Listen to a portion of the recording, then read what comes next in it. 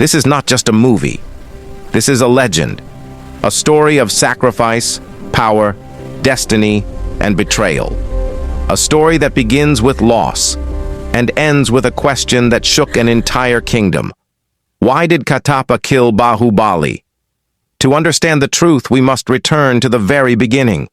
A violent flood tears through a peaceful land.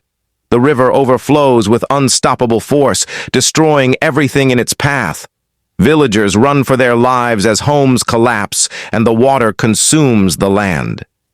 In the middle of this chaos, a wounded woman rises from the raging river. Her body is weak, her strength is fading, but in her arms, she holds a newborn baby. With every painful step, she lifts the child higher, refusing to let him touch the water. Blood flows from her injuries, yet her eyes remain focused.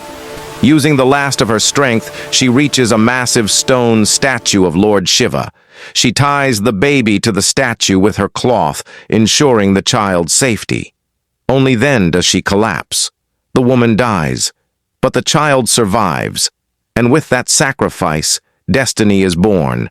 The villagers find the baby and take him in as their own. They raise him with love, unaware of who he truly is. They name him Shivudu. As the years pass, Shivudu grows into a fearless young man. From childhood, he is different. He lifts heavy objects effortlessly. He shows no fear of danger, and deep inside him, something feels unfinished, as if he belongs somewhere else. Near the village stands a massive waterfall. No one has ever crossed it. The villagers see it as a boundary, but Shivudu sees it as a challenge. Day after day, he stares at the waterfall. Something beyond it is calling him. He tries to climb it again and again. He fails every time, yet he never gives up. One day, a wooden mask floats down the river. When Shivudu touches it, he feels a strange connection. This mask belongs to a warrior named Avantika, and from this moment, two destinies begin to move toward each other. Far away stands the powerful kingdom of Mahishmati, a land of grand palaces and towering walls. But beneath its beauty lies cruelty. The kingdom is ruled by Balaladeva, a ruthless king who governs through fear. His soldiers are merciless. His word is law. A proud woman named Devasena once stood against him. She refused to bow. For that defiance, she is chained and imprisoned. Still, hope survives in the shadows. A rebel group secretly fights to rescue her. Among them is Avantika. Shivudu finally crosses the waterfall. On the other side, he encounters Avantika. Their first meeting is tense and dangerous. She attacks him, testing his strength. But Shivudu is fearless.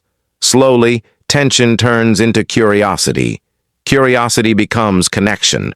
Against her rules, Avantika begins to feel something she was never allowed to feel: love. But when Shivudu learns about Devasena's suffering, his purpose becomes clear. This is no longer about love. This is about justice. Shivudu enters Mahishmati in disguise. The city is massive, powerful, and cruel. He sees people suffering. He sees fear in their eyes, and he knows what he must do. What follows shocks the entire kingdom. One man stands against an army. Shivudu fights with unbelievable strength and intelligence. Soldiers fall one by one. Weapons break. Fear spreads. Finally, he reaches Devasena. She stands in chains, proud and unbroken. Shivudu frees her. Watching everything from the shadows is a legendary warrior. His name is Katappa, the greatest soldier Mahishmati has ever known. Bound by oath, loyal beyond question. But when Katappa sees Shivudu fight, he freezes. The strength, the stance, the spirit.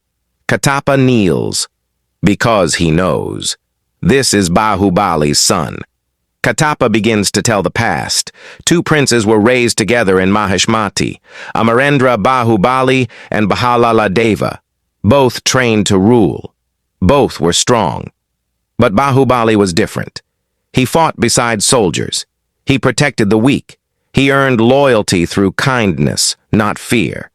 The people loved him, and that love planted jealousy in Bahalaladeva's heart. Bahaladeva's jealousy turns into hatred. Hatred turns into conspiracy.